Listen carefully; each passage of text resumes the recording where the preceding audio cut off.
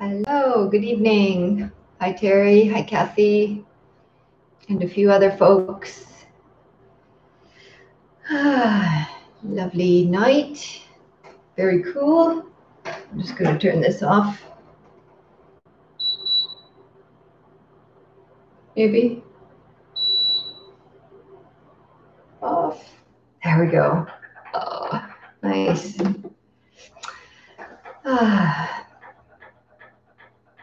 So welcome. Feels like a long time because I was not on here Saturday, usually twice a week. So for August, I'm just doing Wednesday evenings. And gosh, that was just a week. So much. So welcome to North Insights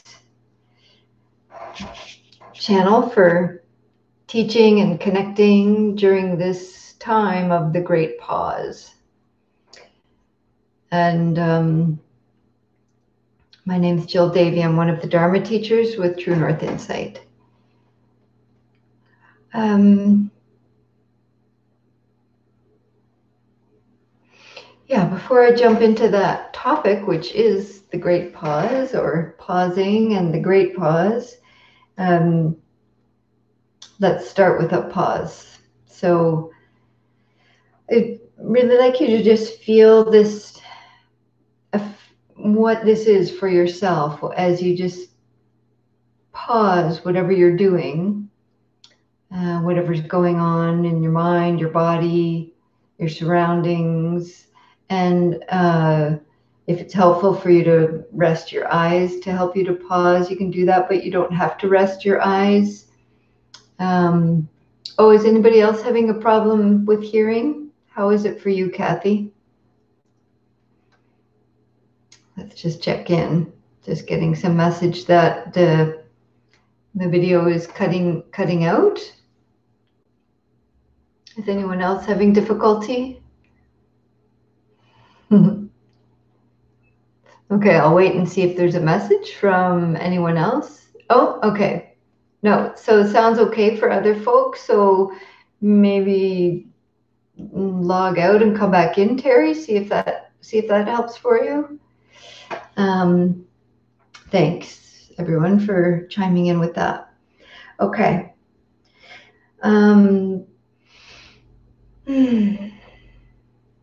Yeah, so pay attention to this little pause here and notice what the effect of pausing is.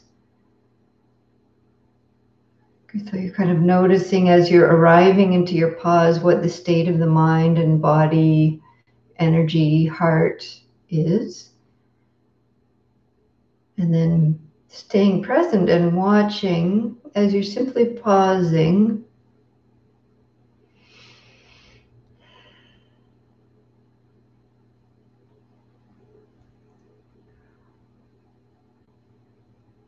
And seeing if you can attune to or notice any change in the experience.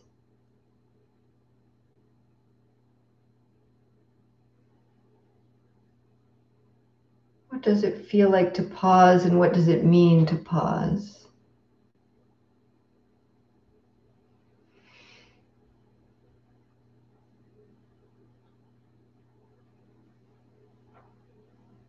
And you can stay with that for another moment or two, or if you like, if there's anything you notice there about what it means, what it's like to pause, feel free to add that into the chat. Also, you can add anytime other questions about practice or practice on and off the mat, or topics you'd like to like me to talk about at another time. Feel free to add that as you like.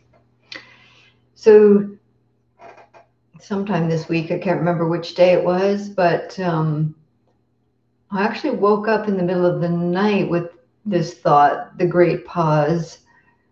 And it was so strong that I actually had to wake up and write it down, because I've had things like that before, and I thought, oh, it's strong, I'll remember in the morning, and I don't always. So I wrote it down, the Great Pause. I think I put a few notes as well about what was standing out for me about that. Yeah, it seemed like something that was asking to be talked about. And so, yeah, it seemed quite strong at the time. So, and I know that thought, that phrase, the great pause, had been planted by reading it. It's kind of been referred to for this time, the coronavirus pandemic time. Has been called the Great Pause in several articles and news pieces about, especially in the beginning, like I guess April, May, where everything just, not everything, a lot of things that we didn't think were possible to stop, stopped. All the business, all the travel, all the running around, all the consumption, all the buying, all the, all those things that we thought were just, it's no way to pause any of that. This is just how we live. And in this culture and in this economic system, and we found that as when things really first came to light, and we were all asked to physically distance and stop working and all of that stuff, that this time of the great pause came.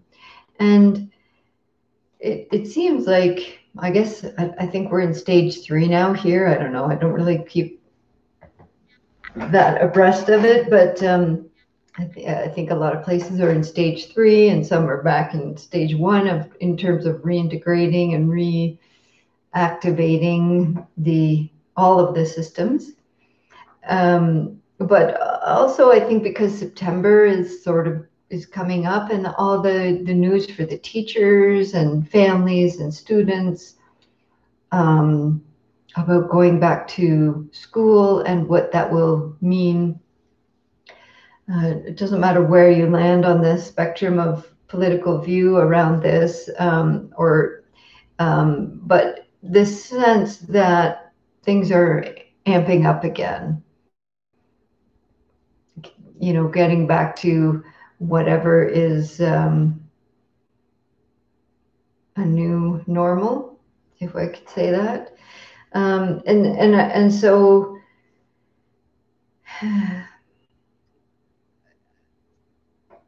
this pause, it showed a lot of value, I thought, for in terms of really questioning, what is it that I want to cultivate in my life, in my mind, in my heart? How much do I really need? How much should I be doing, and what should I be doing with my time? At first we were all like, I don't know, that seems we might get back to things next week. And then it was like, oh, it's a month, it's 2 months, it's 3 months. And at some point we started to then question, oh, what's really needed for me to be doing, and what's my heart's calling?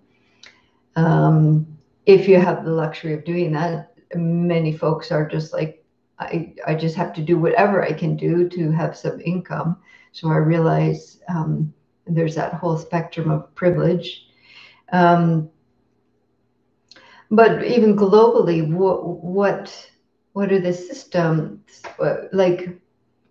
In what ways can we co-create new systems that will address and redress the systemic inequalities that we're aware of?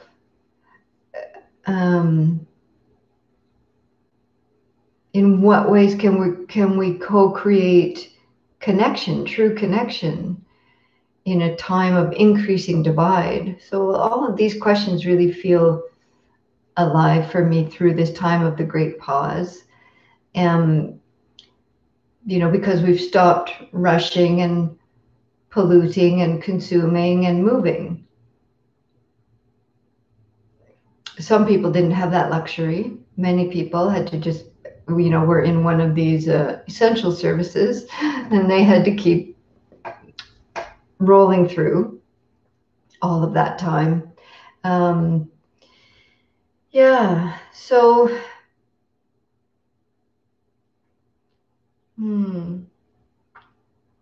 so the great pause could be, for some of us, a time to really reflect and learn and see what's truly important. And for me, that feels like a dropping from the head to the heart. And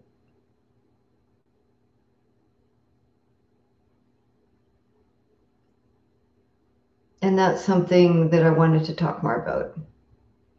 So I think that macrocosm of globally, the great pause, is related to the microcosm of our inner world and our practice here of another kind of pausing. And they're very related. So the inner pausing is also an opportunity, a place to drop into a different kind of knowing.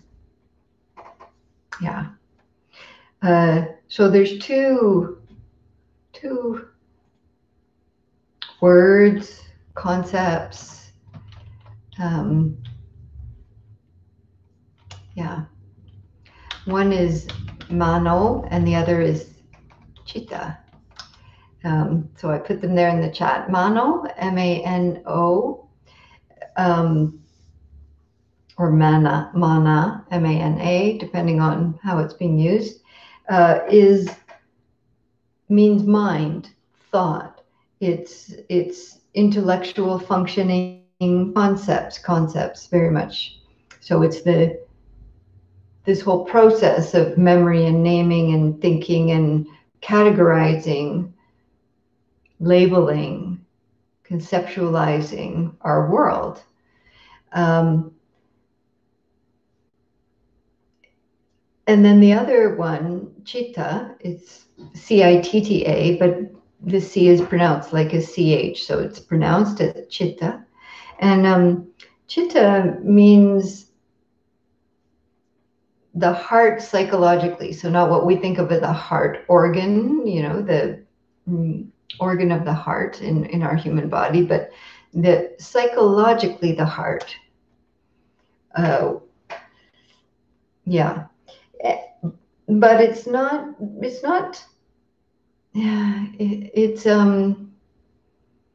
also the intellectual element which accompanies heart thoughts. It's our emotional nature. So it's not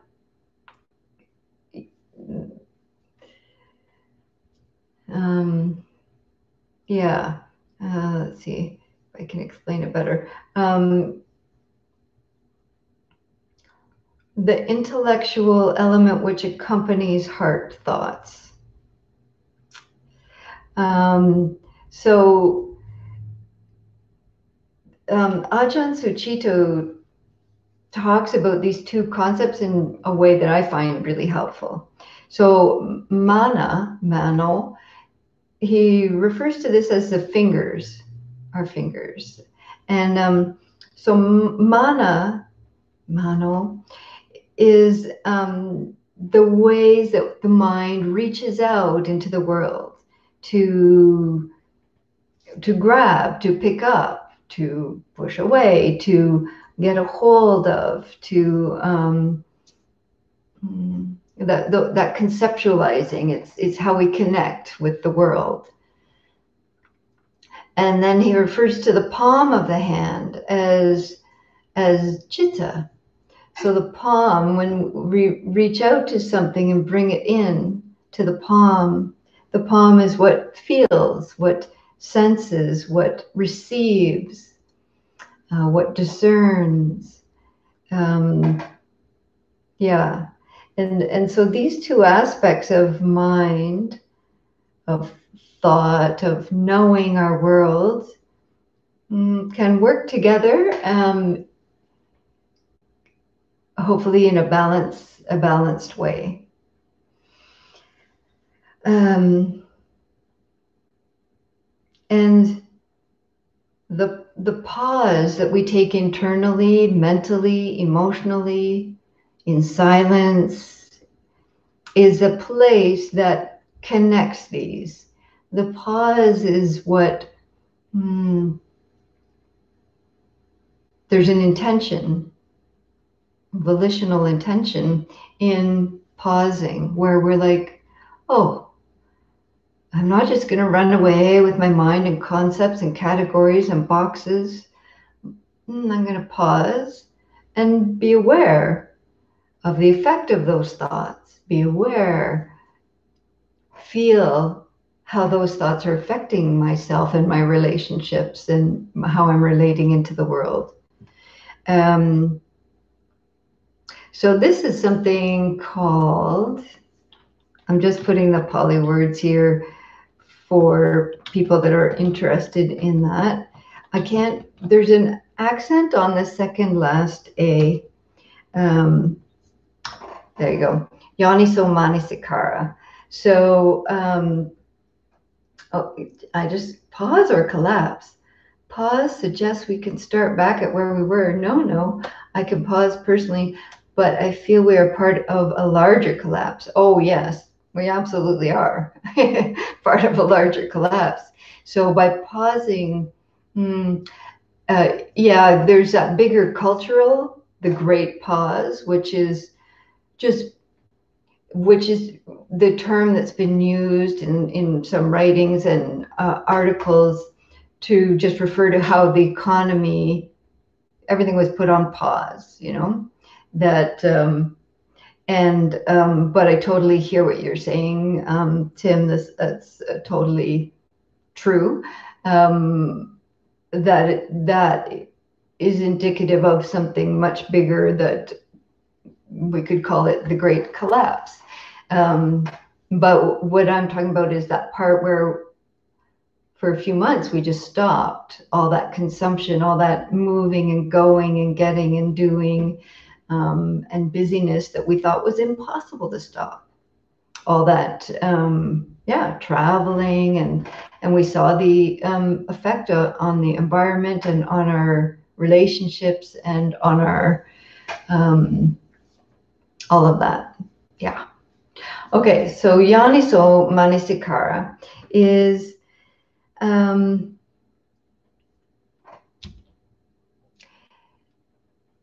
this place of really this integration that can happen with a pause, an intentional internal pause, that I'm trying to make a connection to.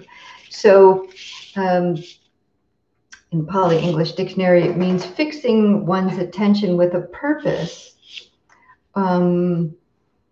proper attention, having thorough method of one's thoughts, and their awareness of how things and thoughts are affecting us. So it's that different kind of intuitive knowing, of awareness that isn't just trying to figure things out, and all of our concepts is feeling, how is that affecting me? And you might notice that word begins with the word yoni, and yoni means womb in Sanskrit and in Pali, both. It means origin, the way of birth. It means womb, the realm of existence. It also means nature and matrix, which is interesting. So Ajahn Sucitto calls yoni manasikara the attention that deepens into citta. So chitta is that second word I was referring to, is that different kind of knowing, heart knowing, heart mind, heart awareness. And so he's saying that yoniso manasikara is the attention that deepens into heart knowing. And another teacher, I sat a month-long silent retreat many years ago now, and Stephen Batchelor was teaching then, and he was really teaching a lot about yoniso manasikara, and particularly this aspect of yoni, and he was pointing to, womb and the feminine nature of knowing. It's getting into gender, but it's meaning that womb-like, creative, nurturing attention, which is not relegated only to females. So Stephen Batchelor says about this phrase that it means placing the mind and its activities in the womb of awareness. Isn't that lovely? Placing the mind and its activities of categorizing, judging, figuring out, conceptualizing, separating, all of those things. Placing all of that, the mind and its activities, in the womb of awareness. Oh, that's good. That's really lovely.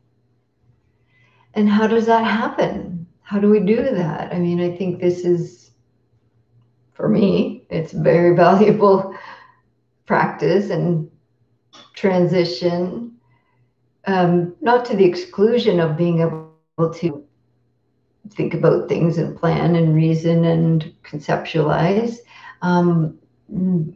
but it's equally, if not more valuable.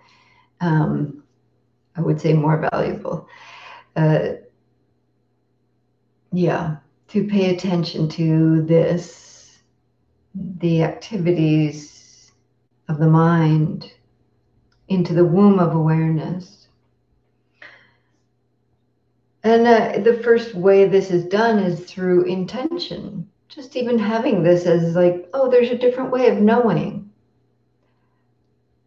Already that makes it possible. Already that's an invitation. And of course, then we practice it. We practice doing this. We practice, and we keep company and community that also have this like-hearted intention to co-create a new way of being in this time of collapse.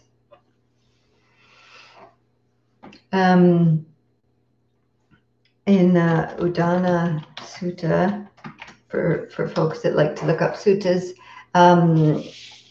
it's written that the Buddha said this: little thoughts, subtle thoughts, when followed, stir up the heart. Not comprehending the thoughts of the heart, one runs here and there, the mind out of control. But comprehending the thoughts of the heart, one who is ardent, mindful, restrains them. When followed, they stir up the heart. One awakened lets them go without a trace. So this is speaking to this constant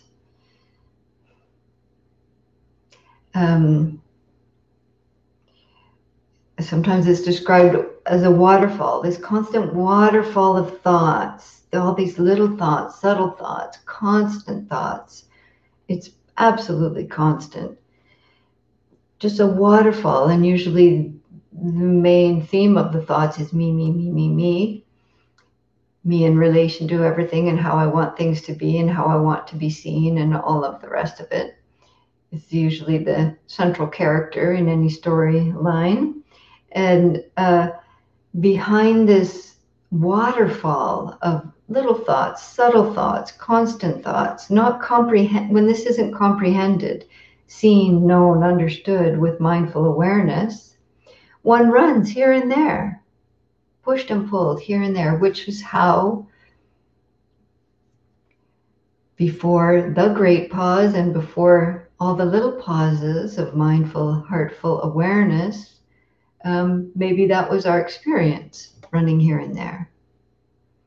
And so behind this waterfall of constant barrage of manos is mindfulness, is heart-mind awareness, ardent, mindful, and in that connection of understanding how we are relating, there's an opportunity, there's a little pause. There's just, sometimes it's so small, just a little pause to just wait before we react. Pause, wait before we reach and get more. Wait, pause, wait before we hit send. Is it conducive? Is it helpful? Is it connecting? Is it co-creating? Is it a way to, which isn't always possible, sadly. Yeah.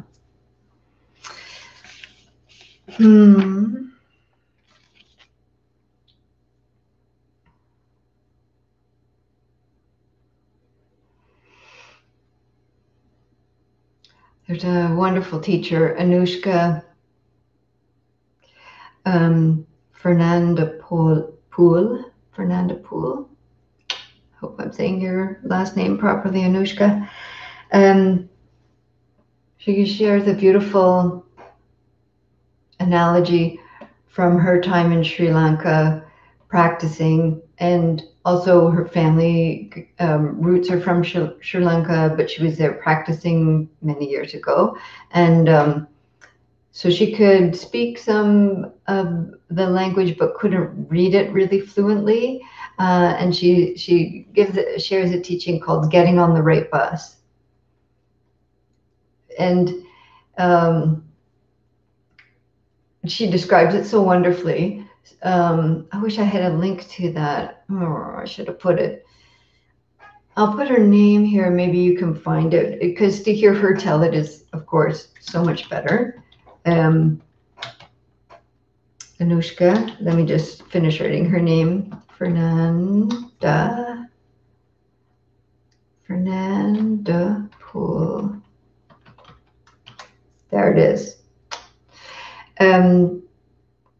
Yeah. So she talks about, there to catch just a local bus to travel around. You have to just read the sign on the bus as it's coming down the road and kind of step into the road and wave it down for it to stop for you. They don't just like have stops where every bus stops, apparently. And so because she couldn't read the language really fluently, she's trying to, sound out the sounds to read it, and then the bus would be gone. And so, that kept happening. And so sometimes she would just get on the bus and then keep reading the sign, and then try to get off as soon as she could when she realized it was going to the wrong direction. Eventually, she got better at reading the signs, of course, and was able to get on the right bus to get to the right destination.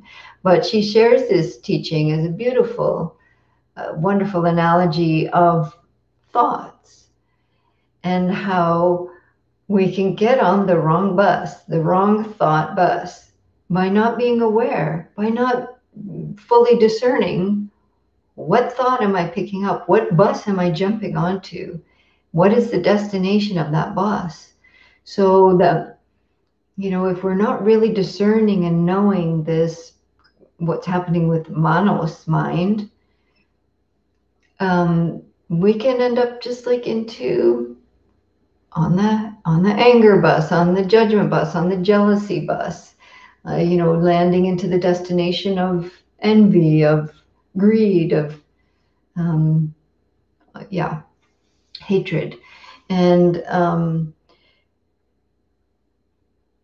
yeah, so this kind of waterfall of this constant barrage of thought is happening. The buses are just streaming by all the time, and when we're not conscious of this, we're just getting on these buses without realizing.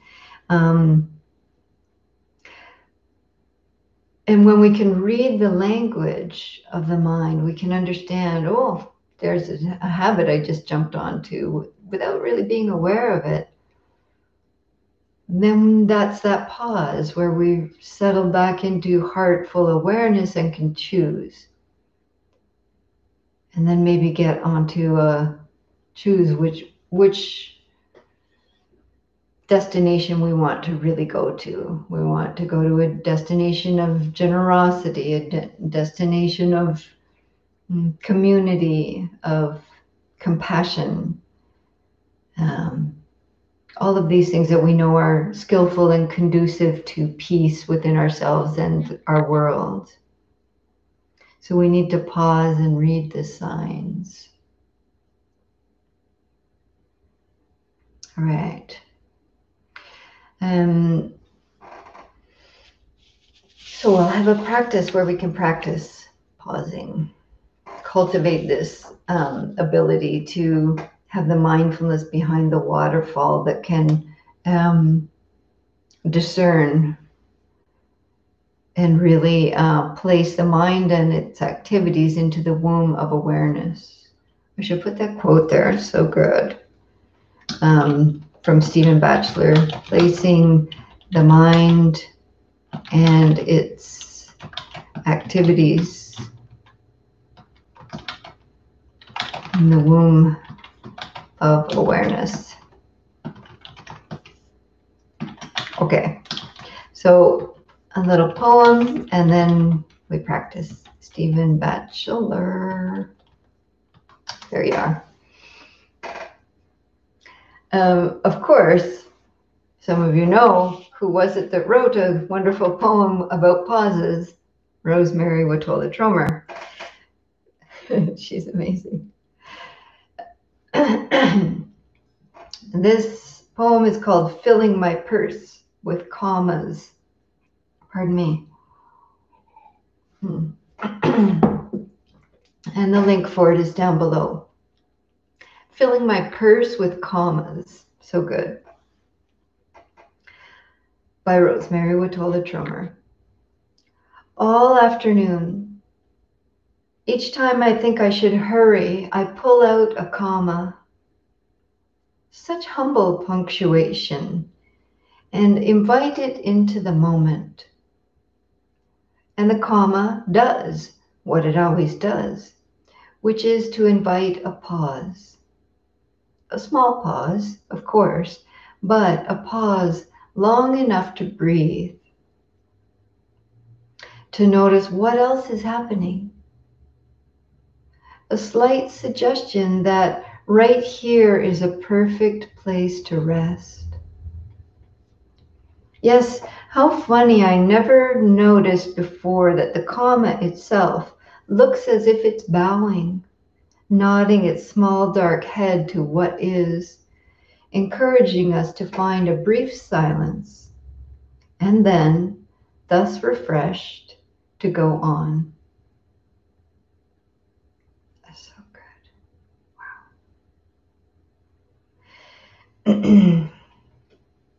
Wow. It's so good. Okay, so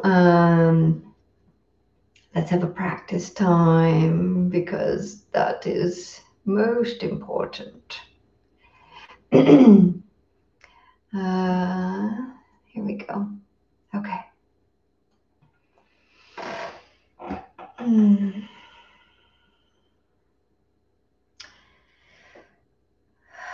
So the practicing of this heartful awareness and pausing is so vitally important to feed our awareness in our daily life, to feed our awareness through this time of the great pause or the great collapse.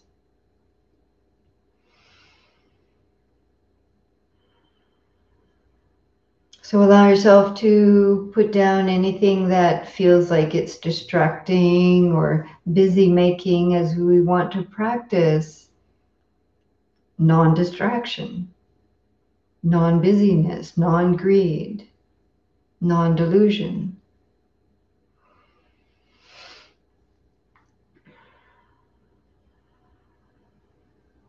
Maybe your hands can rest, your eyes can rest.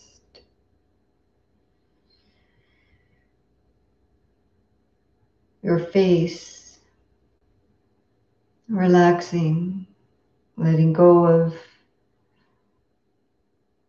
contraction and worry, fear, anger, doubt. See if any of this is held in contractions in the face and letting it go.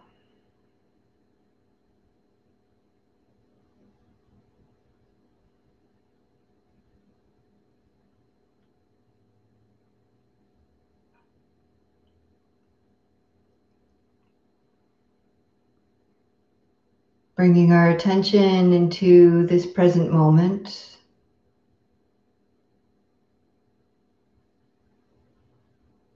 If it helps you to really feel connected into present moment, you might like to gently lengthen your breath or take a few intentional breaths.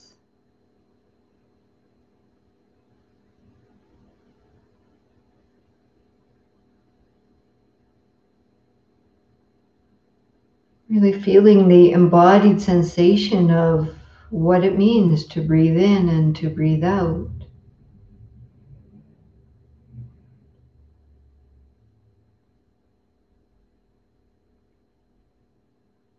Each inhale is awakening, enlivening, present moment awareness.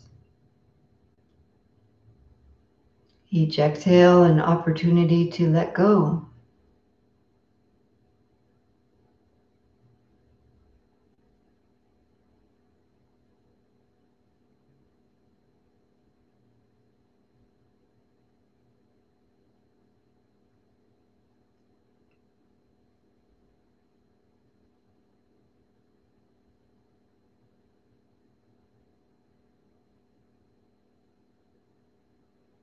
And these sensations of breathing are gently known with a spacious awareness. It's just being known.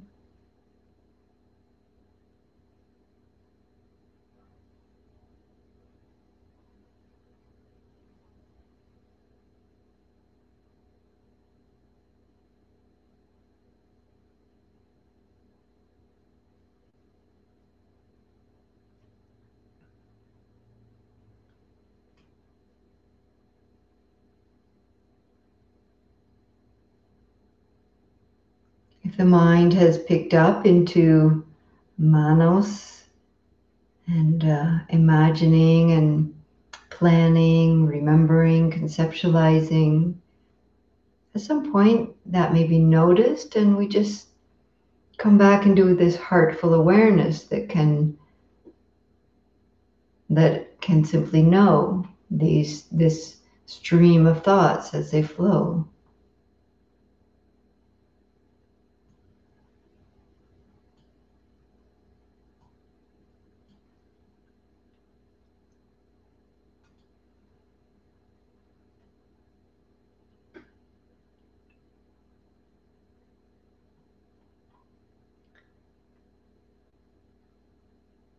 And just take these next 2 minutes in silence, just really settling in to a spacious awareness that just knows the body sitting and breathing. And then we'll add on to this practice.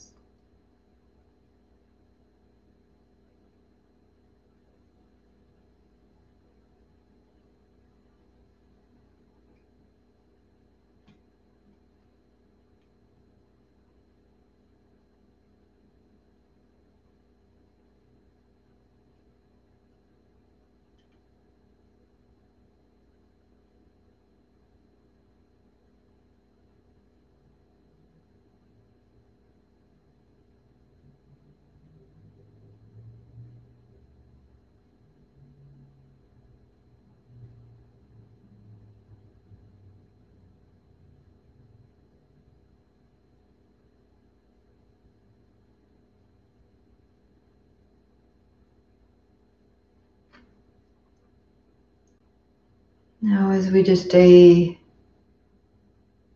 with this intention of spacious, heartful awareness that can just be aware of the mind and its activities, we're going to practice consciously inviting in thought, manos, concept.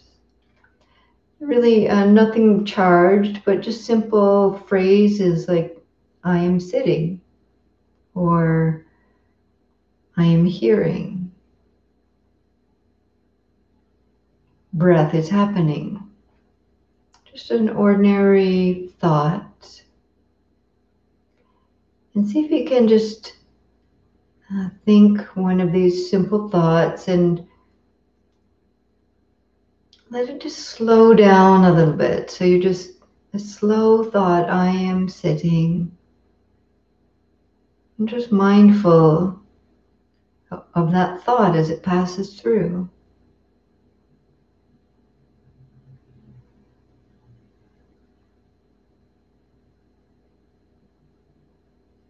And before the next time you repeat that silently to yourself, see if you can notice there's a little moment of awareness before the thought runs through.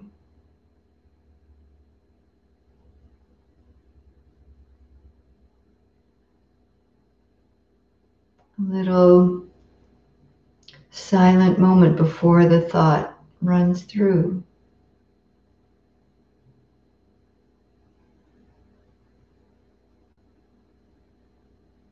And each one of these words and concepts, I am sitting, has a resonance to it, has a whole package of meaning, has a vibration to it that arises and passes.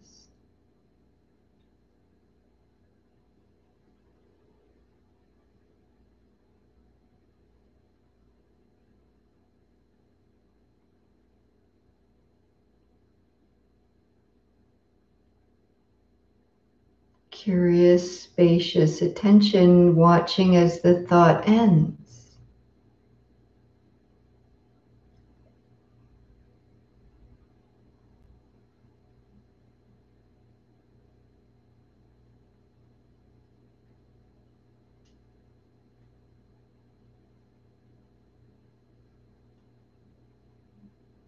Little space of awareness between thoughts.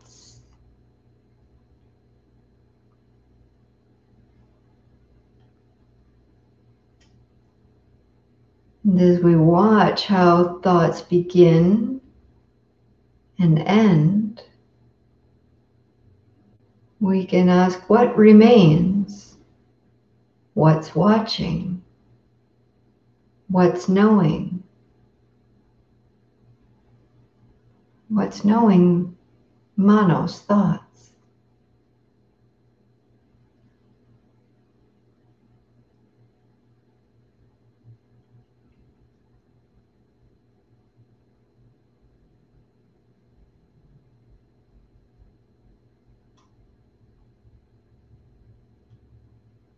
Thoughts arising and ceasing in the stillness of spacious heart awareness, chitta.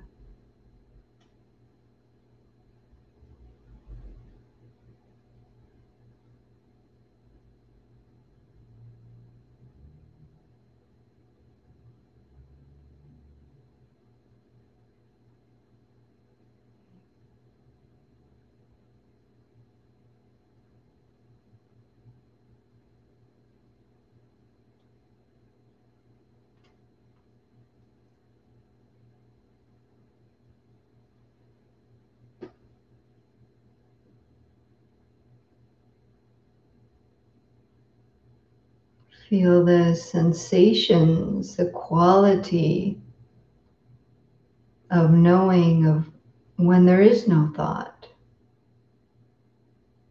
Those little spaces in between.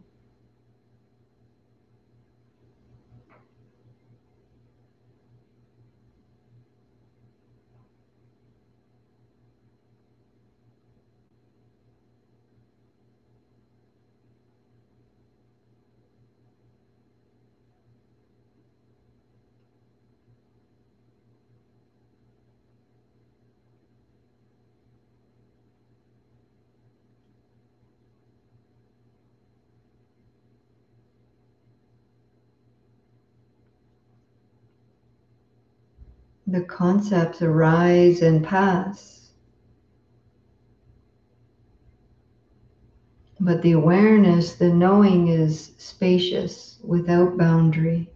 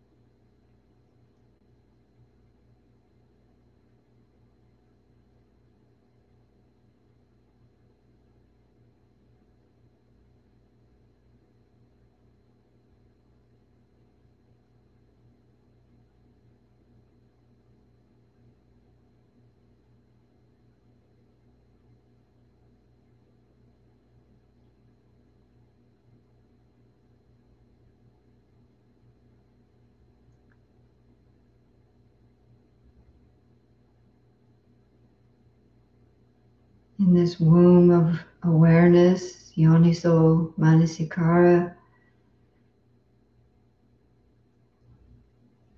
you can also slowly and gently practice watching concepts of yourself arise and pass. So you can try these on. Identities, I am wise, or I'm no good, I am kind, I am sad.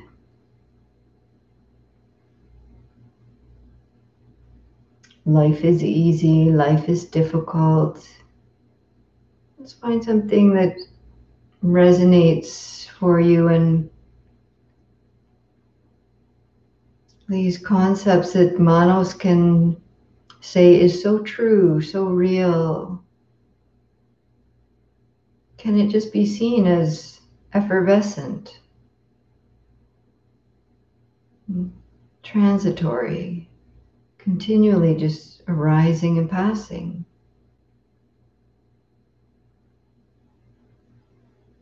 And what's knowing that?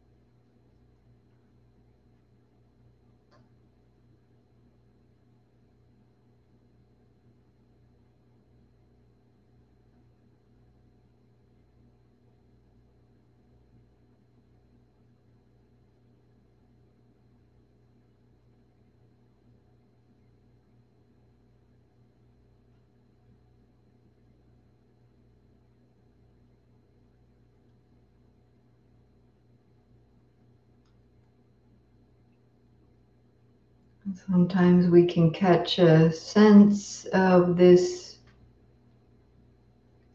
womb of awareness and its boundless,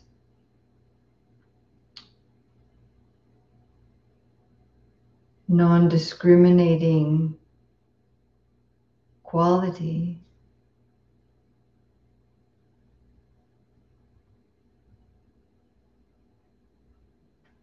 And see how limited thinking is to try and conceptualize the nature of reality.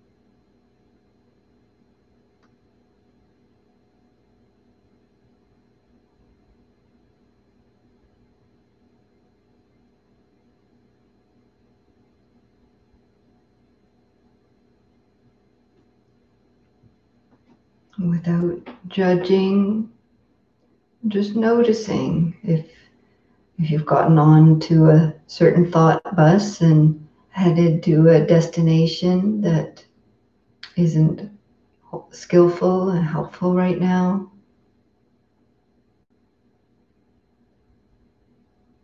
And seeing how easily that can happen. And rest again in that spacious awareness that's just watching thoughts slow down and arise and pass, arise and pass.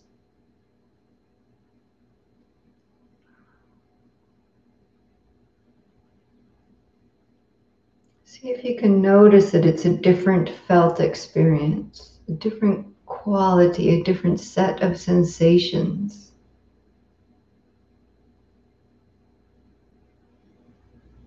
A different way of knowing and being.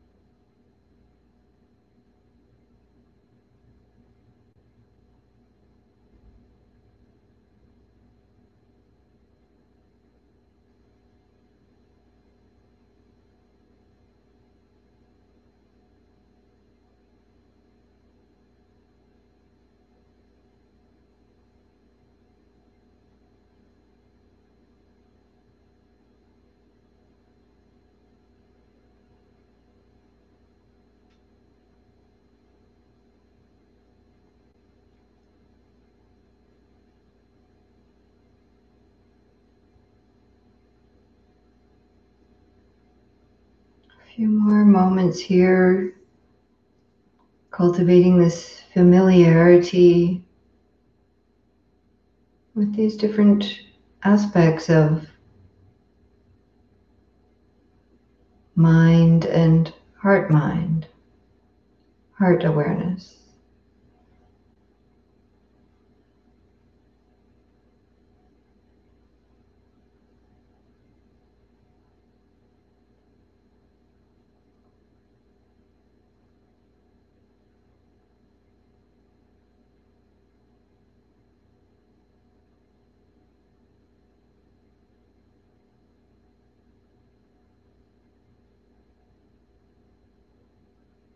A direct experience that awareness is much more than thoughts that come and go, concepts that come and go.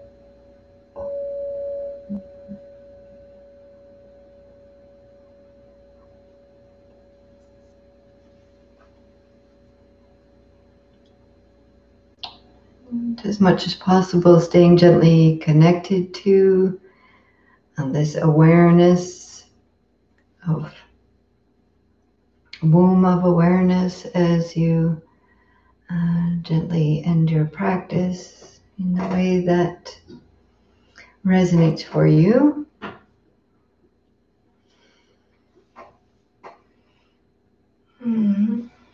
So there's a few minutes here for any questions or comments or challenges or other topic suggestions. And as you're writing that, I'll just read Rosemary's poem again because it's so good. Filling my purse with commas. All afternoon, each time I think I should hurry, I pull out a comma. Such humble punctuation, and invite it into the moment. And the comma does what it always does, which is to invite a pause. Small pause, of course, but a pause long enough to breathe, to notice what else is happening. A slight suggestion that right here is the perfect place to rest. Yes, funny. How funny, I never noticed before that the comma itself looks as if it's bowing, nodding its small dark head to what is, encouraging us to find a brief silence and then thus refreshed to go on.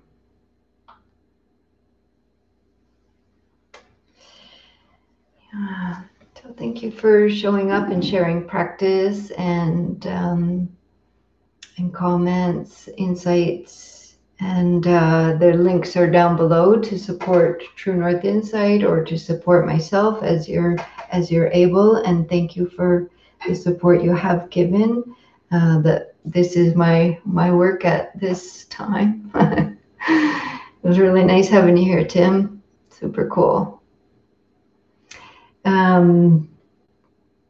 Yeah, so I'll be back next Wednesday night, 7:30. Drop me a line if there's any topics you want to chat about or practice about, and practice pausing. You're welcome, Terry. Okay, that's it. Happy pause.